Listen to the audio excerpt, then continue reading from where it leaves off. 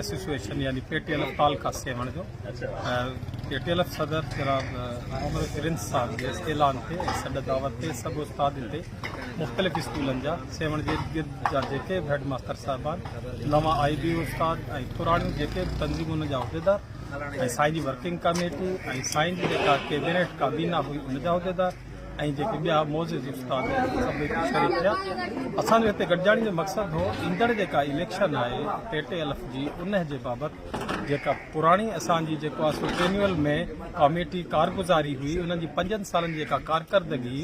उहो जेको जनाब सदर पंहिंजी कारकर्दगी उस्तादनि जे आॾो उस्तादनि जी अदालत जे आॾो अची पेश कई त हिननि पोयनि 5 सालनि में मुंहिंजी कारकर्दगी मुंहिंजो कमु मुंहिंजो को अमल या को उस्ताद जंहिंसां नाजाइज़ी थी हुजे या का अहिड़ी ॻाल्हि जिथे मां करप्ट तव्हांखे लॻो हुजां मुकमल तौर ते मुहासिबे जे लाइ ऐं तव्हांखे पंहिंजे पाण खे तव्हांजी अदालत जे आॾो पेश कयां थो। इन सिलसिले में सेवण जे पोइ कंहिं बि उस्ताद का अहिड़ी का किराए का अहिड़ी ॻाल्हि न कई छो जो हुननि साईं जो किरदारु माशाअल्लाह पोइ 5 सालनि में बहितर हो। इसमें अॼोकी जेका सेंटर वाइज़ मुंहिंजी जेका गॾिजाणी जेका मां ज़ाहिर आई 4 साल मूंखे हले पियो 5 साल हले पियो सम्झो त मूंखे पंहिंजी उहा कारकर्दगी हिते पेश करणी इन करे मां उस्तादनि जी अदालत में जेको आहे सो पेश थियुमि ऐं जमहूरियत आहे मां बि ज़ाहिर प्राइमरी टीचर आहियां त मूं पंहिंजे उस्तादनि जे आॾो पंहिंजे लाइ एहतिसाब जे लाइ उन्हनि जे आॾो पंहिंजे पाण खे रखियो त तव्हां मूंखां सुवाल कयो जेकॾहिं मूं का करप्शन कई आहे या ॿी का अहिड़ी तइलीमी इदारनि सां बि सागाती कई आहे त तव्हां मूंखां सुवाल करे सघो था। इन वारे सां जेको आहे पंहिंजो इहे गॾिजाणी जेको आहे माना जेको सेंटर वाइज़ जंहिंमें मूं पंहिंजो उस्तादनि जी अदालत जे साम्हूं पेश DRA ऐं पंहिंजो ग्रुप इंश्योरेंस एनुअल फंड ऐं जेको आहे पंहिंजो इहे पेंशन इहे ज़रूरु असांखे मिलंदा। ज़ाहिर आहे अर्बन फंड जो जेको आहे सो मसइलो आहे को रुपए ॿिनि जो न आहे त असांखे पंहिंजे मरकज़ी C जे चेयरमैन ऐं PTLF जे सदर साईं गुलाम रसूल इमारत ऐं साईं C जे चेयरमैन साईं मोहम्मद अशरफ फासकी ते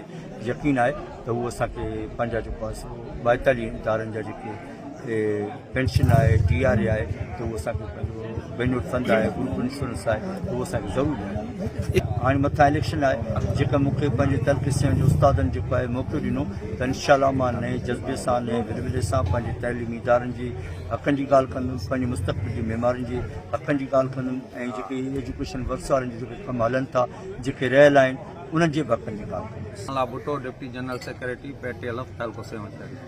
चंद सीटूं साईं मोहम्मद बख्श रिंदला चए पियूं सर में पखी हिकिड़ो मारी मंझसि लख जे परवरदिगार रखेसि रख त सरो उथी घुमे सर में। इलेक्शन जो माहौल आहे ऐं सेंट्रल वाइज़ असां गॾिजाणी था रखायूं। अॼु हीअ असांजी 6हीं गॾिजाणी आहे ऐं उन 6हीं गॾिजाणीअ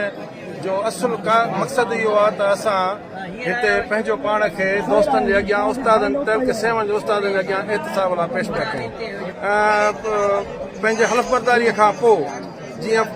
IB जा जेके बि दोस्त आया first phase second third phase वारा उन्हनि खे वॾियूं वेलकम पार्टियूं ॾिनियूंसीं। जेके उस्ताद रिटायर थिया उन्हनि खे असां अलविदाई पार्टियूं ॾिनियूंसीं। जेके उस्ताद असां वटि कमु खणी आया ऑफिस खां वठी ट्रेज़रीअ ताईं सेक्रेटरी ताईं असां उन्हनि जा बग़ैर कंहिं मतिलब जे ऐं लालच लोभ जे असां उन्हनि जा कम असां